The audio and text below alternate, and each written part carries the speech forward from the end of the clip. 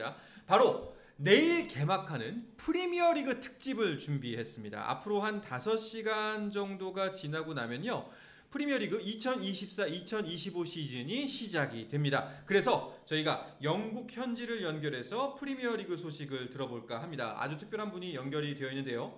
런던에 현재 거주하고 있으면서 유럽 전역을 돌면서 유럽파 축구 선수들 취재를 수년째 하고 있는 이건 축구 전문 기자를 연결해서 유럽 축구 소식을 들어보려고 합니다. 자, 이건의 발품 스토리 만나보도록 하죠. 이건 기자 안녕하세요. 네, 안녕하세요. 영국 런던에 있는 이건입니다. Hi there. 다들 그냥 아주 현지 말로 시건방지게 인사를 하십니다. 네, 반갑습니다. 지금 저 현장에는 그 김효경 기자랑 이혜진 기자도 나와 있습니다. 그 서로 알고 계신가요? 네, 안녕하세요. 뭐, 봉줄. 안녕하세요. 네, 반갑습니다. 그 김희경 제가 기자랑은 파리에서 또 잠깐 그 만났죠. 여담을 네. 나누자면은 김효경 기자랑 이건 기자는 파리에서 만났다고 들었는데 맞나요? 네, 맞습니다. 네, 뭐, 파리에서 뭐 만나가지고 여러 가지 좋은 이야기들, 좋은, 네, 조언들을 많이 듣고, 그러면 많은 꾸지람과 또 많은 그런 것들 많이 들었습니다. 그때 처음 뵙고 오늘이 두 번째인 거예요? 이렇게 유선상 이제 온라인상으로? 아니요, 그 전에 이제 같은 회사에 다닌 적도 잠깐 아. 있었고요. 이제 그래서 제가 영국에 가서 신세를 진 적도 있고 네. 이번에 사실 형수님이 오셨다는 얘기를 들어서 잠깐 형수님도 뵀으면 했는데 네. 아쉽게 그러진 못했습니다. 그렇군요. 그래서 오랜만에 타지에서 뵈니까 더 반가웠을 것 같습니다. 네. 자, 두 분도 오늘 이야기 진행하면서 김 기자님, 이 기자님 두 분 다 질문도 같이 함께 해주시면 좋을 것 같아요. 자, 이건 기자. 다시 한번 또 이건 기자의 시간이 돌아왔습니다. 더 바빠지겠죠? 네, 네, 이제 사실 이곳 시간으로 말씀해 주신 대로 약 한 5시간 정도 후거든요.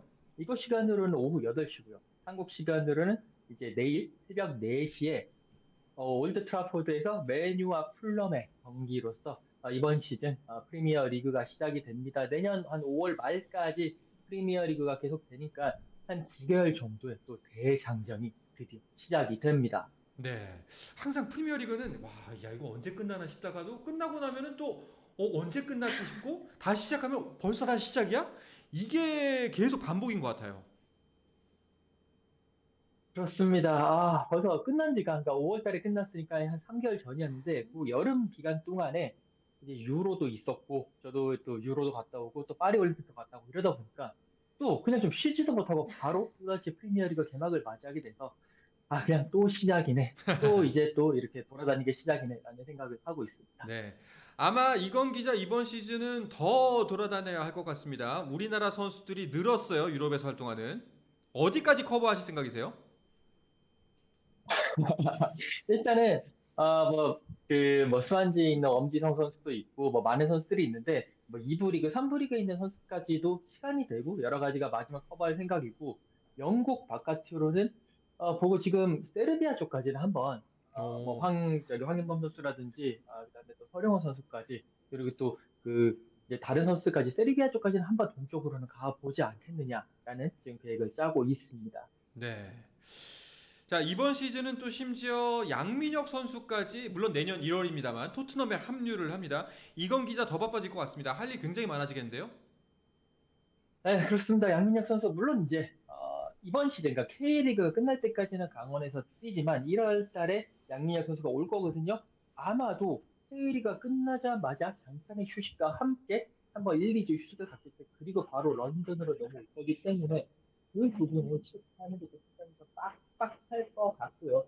그래도 또 어린 선수가 또 새로운 역사, 그리고 새로운 발전을 위해서 첫 걸음을 내딛는 거다 보니까 제가 또 옆에서 뭔가 이 삼촌의 마음으로 보면서 그래서 또 많은 소식들을 전해드리도록 하겠습니다. 네. 자, 아무래도 그래도 일단 가장 많은 국내 팬들이 관심을 기울이고 있는 건 누가 뭐래도 손흥민 선수의 토트넘일 겁니다. 프리시즌도 있긴 있었지만 그 이제 정말 내일 모레 우리 시간으로 내일 모레 개막전을 치르나요? 손흥민 선수에 대한 관심이 가장 큰데 사전 취재를 좀 하셨나요?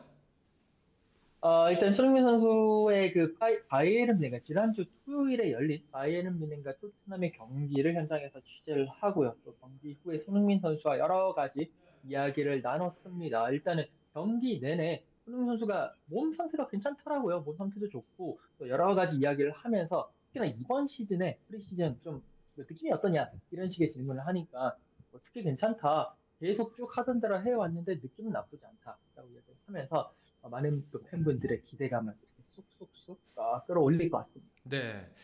그리고 뭐 손흥민 선수의 개인 기록도 우리가 관심이 많지만 사실상 토트넘의 성적이 곧 손흥민 선수의 성적이기 때문에 토트넘 자체에 대한 관심도 우리 국내 축구 팬들이 꽤 큽니다.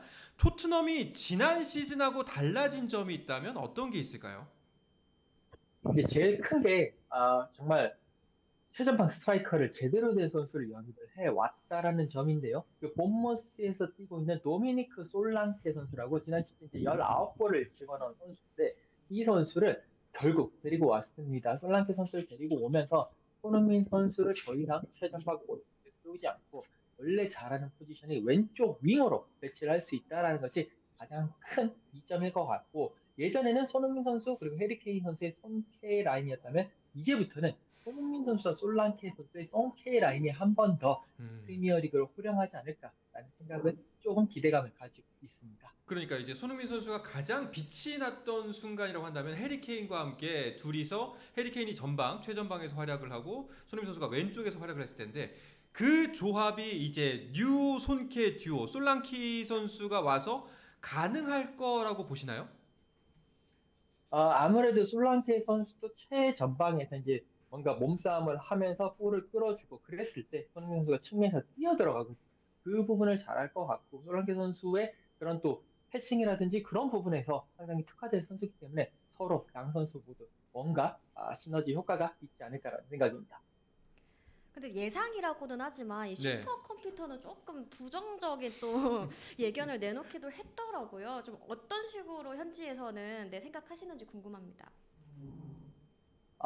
슈퍼컴퓨터의 예상이 그렇게 맞아 떨어진 적, 물론 좀 전체적인 측면에서는 맞아 떨어지지만, 이번에 슈퍼컴퓨터의 예상이라고 나온 게 옵타에서 그 이제 통계 사이트인데, 토트넘의 최종 그 시즌 최종 순위를 7위 정도로 내다봤더라고요. 그런데 현지에서는 특히나 이제 뭐 언론들도 그렇지만 여기에는 또 슈퍼컴퓨터 못지않은 도박 회사들의 그런 여러 가지 톱4에 대한 가능성들이 있습니다. 이런 걸 봤었을 때 이 현지 도박 회사에서는 토트넘의 최종 순위를 톱4를 위협할 만한 수준이다. 그러니까 일단 음. 5등 정도를 할 것 같은데 톱4 정도까지 잘하면 올라갈 수 있다라는 그런 옵타보다는 더 좋은 더 긍정적인 예상을 내놓았기 때문에 저도 5등을 기본 베이스로 깔면서 어떻게 한 계단 정도 위를 좀 바라볼 수 있지 않을까라는 예상을 하고 음. 있습니다. 그렇죠. 이번에는 꼭 챔스 가야 됩니다. 네, 어떻게든 예, 가는 성적을 만들어내야죠.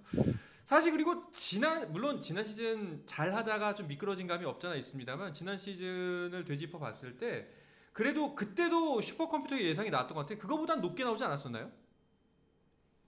그때 그 지난 시즌 예상이 정확하게는 얼마인지 모르겠지만 분명히 지금보다는 안 좋았을 거예요. 왜냐하면 그렇죠. 지난 시즌을 앞두고 예상은 해리 케인이 없었기 때문에 음. 거기에 엄청나게 마이너스 요인을 줬거든요. 근데 이번에는 솔랑케가 돌아왔고 또 다른 선수들도 많이 또 영입을 좀 많이 한 상태이기 때문에 더 높을 거고 아마도 양민혁 선수가 들어오면 제 음. 개인적인 바람입니다만 더 올라갔으면 하는 바람이 조금 가지고 있습니다. 네. 그리고 뭐 이제 토트넘이 잘하는 것도 중요하지만 사실상 다른 팀의 전력 변화가 어떻고 다른 팀의 예측이 한 어느 정도까지 올라왔느냐 내려갔느냐 이게 순위의 싸움에서 또 중요하지 않습니까? 이번 시즌 판도는 어떨 거라고 보세요? 저는 개인적으로 이번 시즌 우승 경쟁 정말 치열할 거로 봅니다. 그러니까 어떤 분들은 이제 어차피 우승은 맨시티가 아니냐라고 반문하실 수 있는데 이게 이제 우승 경쟁이 있어가지고 맨시티와 아스날이 정말 치열하게 경쟁을 펼칠 거고 특히 맨시티는 이번에 리그 5연패에 도전을 하거든요. 근데 이제 리그 5연패라는 게 그렇게 쉽지 않을 뿐더러 뭐 로드리라든지 케빈 더브라이너라든지 이런 선수들이 30줄이 넘어갔단 말이에요. 아무래도 체력적인 부담이 있을 수밖에 없습니다. 특히 중간에 유럽 챔피언스 리그가 조별리그가 6게임에서 8게임으로 늘어났기 때문에 이 부분에 대한 그런 여파도 있을 수 있고 특히나 맨시티가 지금 언제 터질지 모르는 폭탄을 하나 안고 있는 게 FFP, 그러니까 재정적 페어플레이 위반 사항이 너무 많아서 지금 계속 소문으로는 이번 시즌에 거기에 대한 여러 가지 징계들이 내려질 수도 있다라는 소문들이 많이 있거든요. 그럴 음. 경우에는 승점 삭감이 가장 클 것 같은데 승점이 삭감된다면 무슨 변경이 있어가지고 상당히 좀 될 수가 있고 반면에 아스널은 기존 자원들도 견제하니까 이번에 플라피오리라는 풀백 자원을 데리고 왔습니다. 이 선수가 풀백도 보고 센터백도 볼 수 있는 이탈리아 대표 선수인데요. 이 선수가 들어옴으로 인해서 상당히 전력이 좋아졌고 지난 시즌에 아스날이 맨시티를 상대로 1승 1무를 거뒀거든요. 리그에서. 그런 거 맞섰을 때 아스날이 예전에는 맨시티보다 떨어졌는데 이제는 계속 올라오면서 조금 더 유리한 경쟁을 할 수 있지 않을까라는 그런 예상을 조심스럽게 해봅니다. 네. 아, 이게 탑3가 너무 강하니까 토트넘이 좀 더 잘해줬으면 좋겠다 싶은데 이거는 토트넘이 잘하는 것도 기대하는 게 맞지만 그 탑3 중에 하나라도 안 미끄러지나? 라는 것 좀 기대해봐야 되지 않나라는 생각 듭니다. 우리나라에서 사실 메뉴가 굉장히 또 인기가 많잖아요. 네. 올해 메뉴는 어떻게 보세요?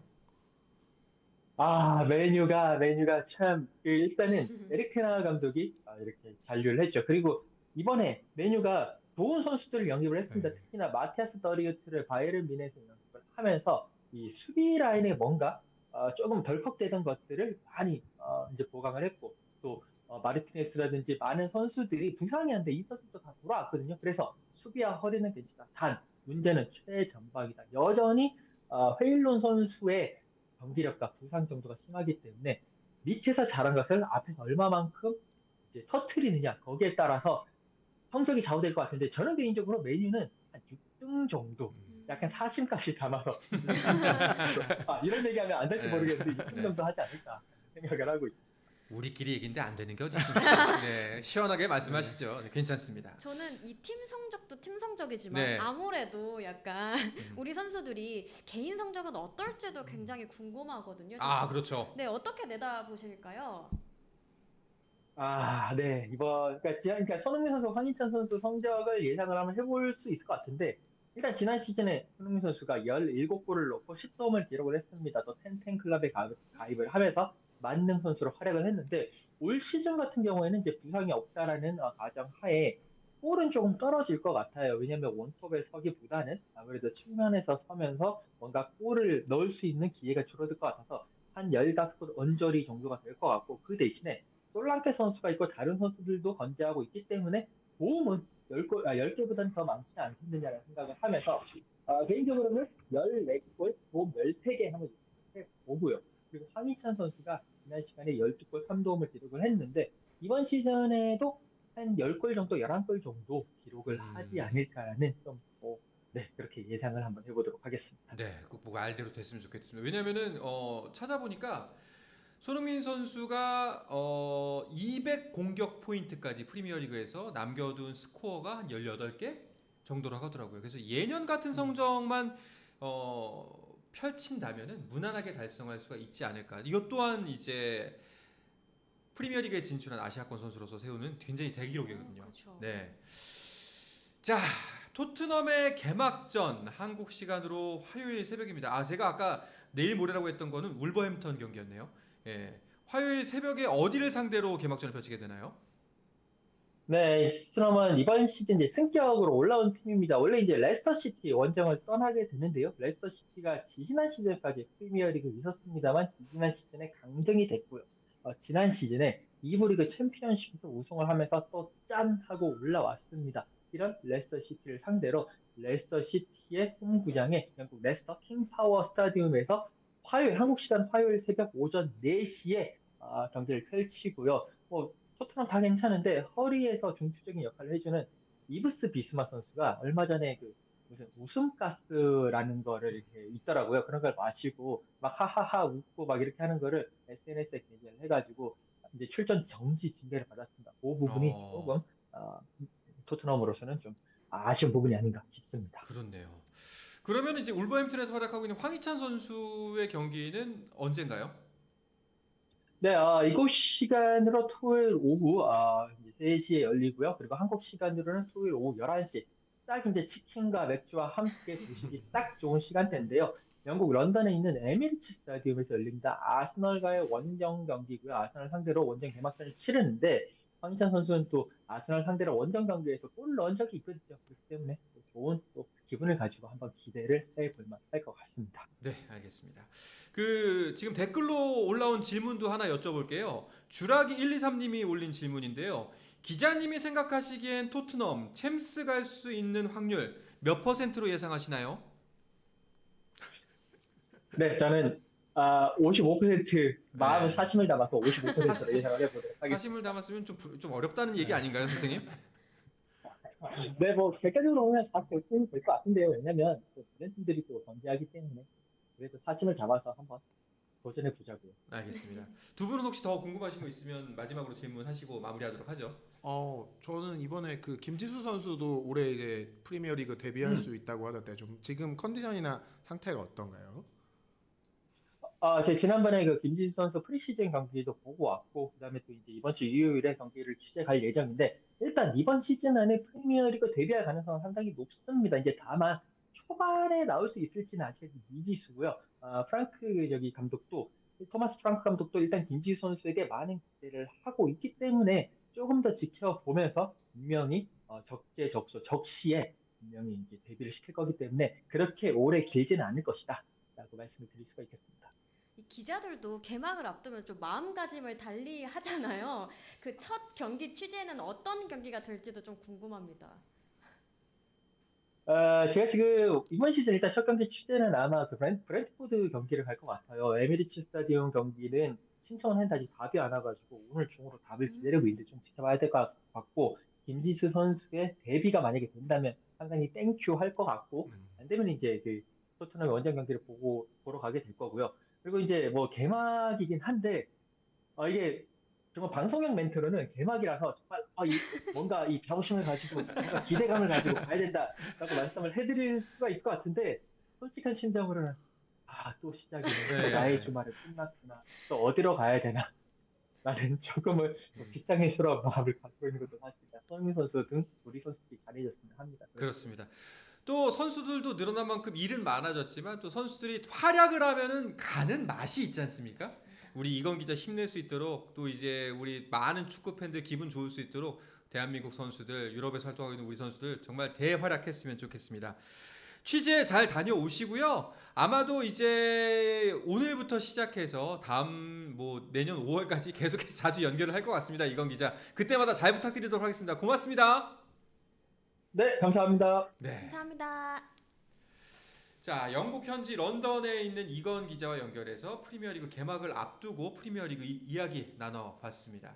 뭐 근데 사실 프리미어리그만 개막하는 게 아니라 오늘은 저희가 영국 리그 중심으로 말씀을 드렸지만 분데스리가, 뭐 세리아, 리그왕 다 개막을 하죠. 네, 사실 파리를 저 가보니까 어쨌든 또 PSG가 워낙 인기가 있는 팀이다 보니까 여기저기서 오피셜 샵이나 이런 것들을 볼 수 있었는데 이강인 선수 물품이 정말 많더라고요. 뭐 직원한테도 물어봤는데 가장 많이 팔리는 유니폼이 이강인 선수라고 하더라고요. 이번 시즌에는 이제 은바페도 없기 때문에 사실 네. 또 간판 선수가 될 가능성이 높아졌잖아요. 그래서 저는 좀 이강인 선수 응원하는 마음이 약간 좀 커졌습니다, 이번에. 네.